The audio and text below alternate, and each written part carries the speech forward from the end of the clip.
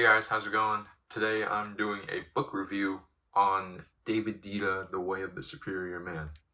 If you don't know who David Deida is a sexual and spiritual coach who also happens to be a prolific writer in his field of expertise, which is in this case helping men and pretty sure also women live their best sexual and spiritual lives. Ultimately, one of the most influential books in my life in terms of finding direction, finding a purpose in life, and that really helped me with my mental health, my overall well-being. So, yeah, The Way of the Superior Man, you should check it out. One of the overarching themes in this book is the concept of masculinity and femininity. The masculine is defined by purpose, direction, responsibility, and also fearlessness. If you're trying to be extra, the feminine is defined by love, relationship, and men by nature usually have a more feminine energy than female. But this isn't the case with the modern day agenda. As society begins to modernize, many men seems to become feminized in their behaviors and their outlook on life, that they don't seem to enjoy the struggle or the hardship that men in the olden days would go through. Instead, they're all cooped up in their houses. They're all masturbating. They're all on TikTok. They're living life without substance.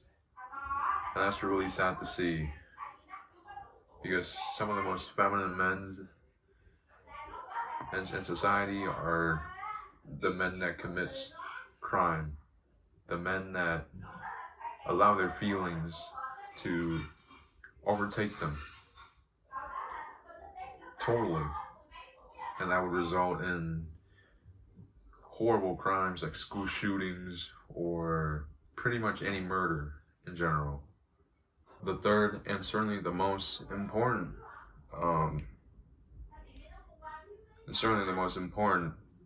point of being a man is his mission and his purpose. A man's mission is very vital to him. When a man has his purpose, he doesn't strive for the short gains, which will end up ruining his life later on in the long run. Thinks deep, he calculates his moves so he can set up his actions for the future results of which he wants. A man without a purpose is just a ghost wandering this earth. No form, no substance, living every day, drifting from coffee to video games to social media. Nothing. He isn't living. He isn't fulfilled. He is happy. He may be happy, but he is not fulfilled to the core. And at the end of the day, when he dies, he won't feel accomplished as the man who gave up everything for his mission and his purpose. And David Deida stressed this very much a lot in the book. Certainly throughout the chapters, at the beginning of the book, and somewhat near the end as well. He advocates men giving up everything they got in order to fulfill their purpose and mission. Because at the end of the day, that is all that truly matters to a man. When he is by himself at the end of the night, he feels ashamed or regretful of not fully fulfilling his mission. Then he regrets. Then he dies regretful and shameful of himself and his actions. Hey guys, how's it going? I am back with the fourth point that I want to make about David Deida, The Way of the Superior Man, and it is a very important point that is made by David Deida himself, and that is the ability to enjoy a friend's criticism. I think being able to not get angry and resentful at another person's criticism and actually reflecting upon what they said and how life could be a lot more better if you are able to use that opportunity to learn and grow from it. I think that is very essential part of being a man. I think as a man, you should be able to take criticism and keep going with it and hopefully learn from it. So a prime example of this is our ancestors. Back then when we used to live in tribes, males, young teenage males would often get criticized and would listen to their elders. And there's a reason for this. One, it's because they're receiving guidance from their elders about life, about how to conduct things, about their codes and honor.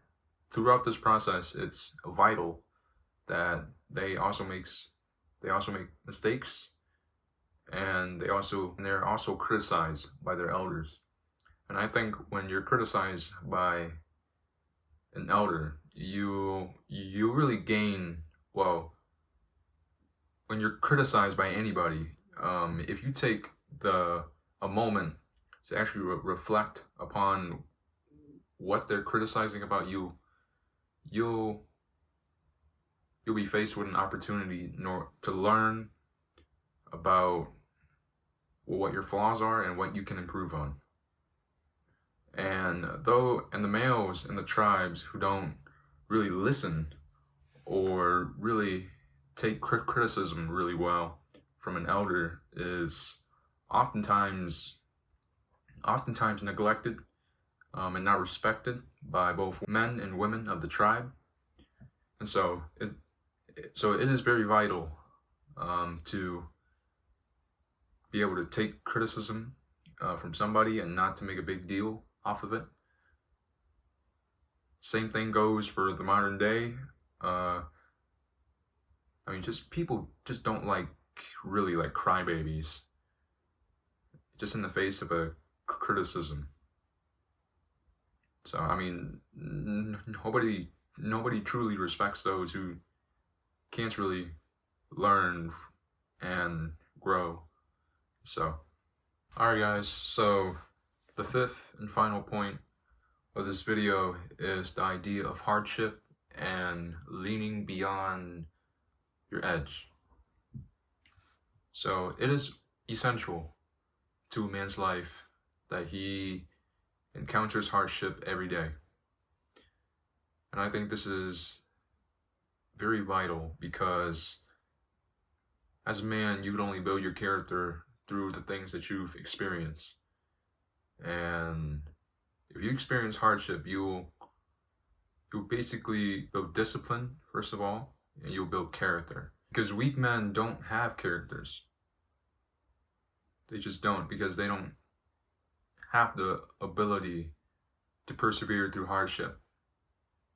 And once hardship hits them, they will instantly shut down as a result of it. And Jordan Peterson says this very well in a quote of his: "If you dare do the most difficult thing you can conceptualize, your life will work out better than it will if you do anything else." And I think this is very true. Certainly when it comes to my experience, I don't really feel a sense of fulfillment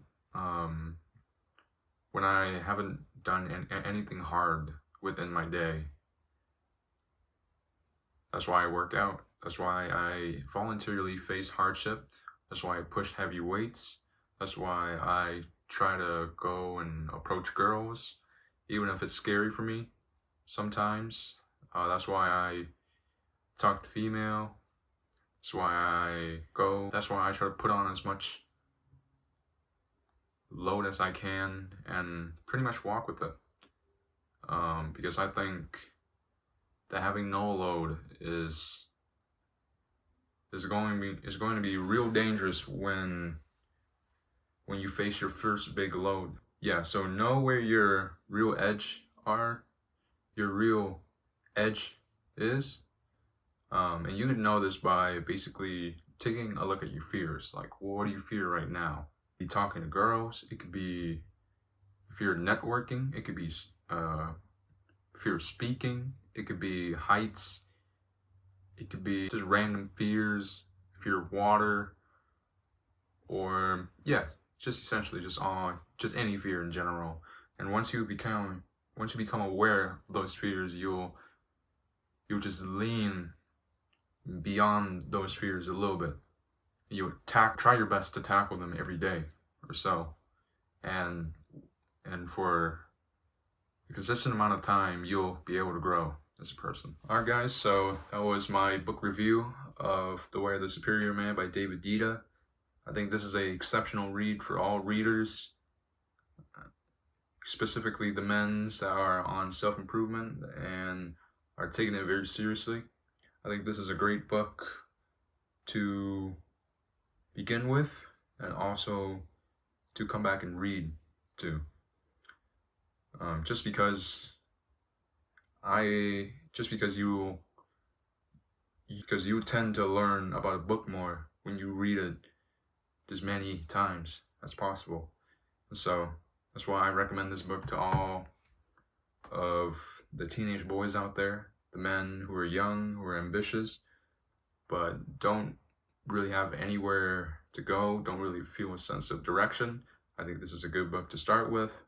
I don't think this is the only book that you're going to have to read, but yeah, certainly in my top 5 list of favorite books of all time. So, alright, I'll see you guys in the next video. Peace.